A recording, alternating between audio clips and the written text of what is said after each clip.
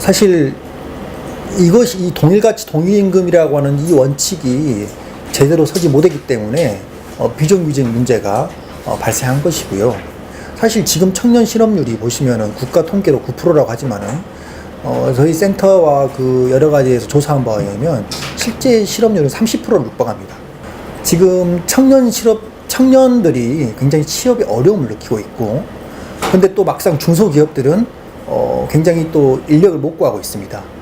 이것은 왜 그러냐면 동일 가치인데도 불구하고, 동일 노동인데도 불구하고 대기업의 노동과 중소기업의 노동이 똑같은 동일 노동인데 그것에 대한 임금이 너무나도 차이가 나기 때문에 중소기업은 사람을 못 구하고 대기업은 들어가기가 하늘의 별 따기처럼 어려운 이런 상황이거든요. 그래서 이러한 동일가치 동일노동 동일임금이라고 하는 이러한 대명제가 실현이 된다면 이것은 단순히 노동자들에게 이익이 되는 것뿐만 아니라 우리나라에 있는 중소기업, 영세 상인들을 비롯한 우리 사회 전반에 걸쳐서 굉장히 이것이 매우 효과적이고 우리 사회의 발전에 큰 어떤 좋은 결과를 가져올 것이다 라고 생각합니다. 헌법 제32조와 33조에 보면은 근로라는 표현이 나옵니다.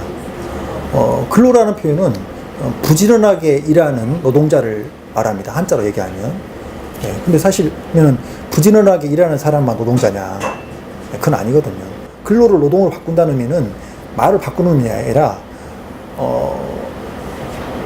이 우리 사회에게 근간을 이루는 것은 인간의 노동이다 라고 하는 인간 노동에 대한 존중과 존엄을 담는 의미가 있습니다. 우리 사회가 이제 다시 개헌을 통해서 국민의 목소리를 낸다면 국민의 다수인 2천만이 넘는 이 노동자가 국민 다수인 노동자들의 목소리를 담는 개헌이라고 한다면 헌법에서도 노동이라는 말을 담겨야 한다라고 생각을 합니다.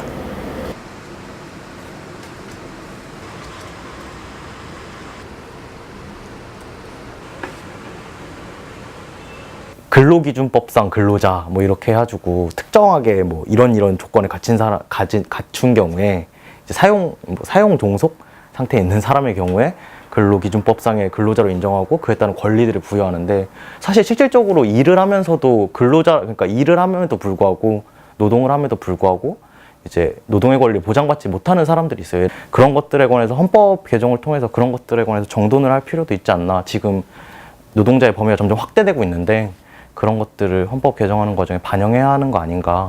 고용에 있어서 남녀 차별이나 어떤 성적 지향 뭐 이런 것들 존재하는 차별 금지의 문제, 평등하게 만드는 문제, 평등의 문제가 겹쳐져 있다고 생각해요. 그런 것들을 봤을 때 동일가치 노동, 동일임금은 그 중에 그런 다양한 뭔가 평등을 실현하는 관점에서 꼭 병행되어야 하는 그렇다고 했을 때 헌법에 명시될 필요가 있는 문구죠. 예. 제 목소리도 내고 제 주변의 청년들 그리고 더 다양하게 이 사회에서 같이 살아가고 있는 청년들의 목소리를 내려고 하는 과정에서 진짜 많은 고민이 들어요. 그런 노력들, 대변하기 위한 노력들을 좀 해주셨으면 좋겠다고 생각하고 그런 과정을 거쳐서 개헌을 하기 위한 노력들을 해주셨으면 좋겠다 생각합니다. 예.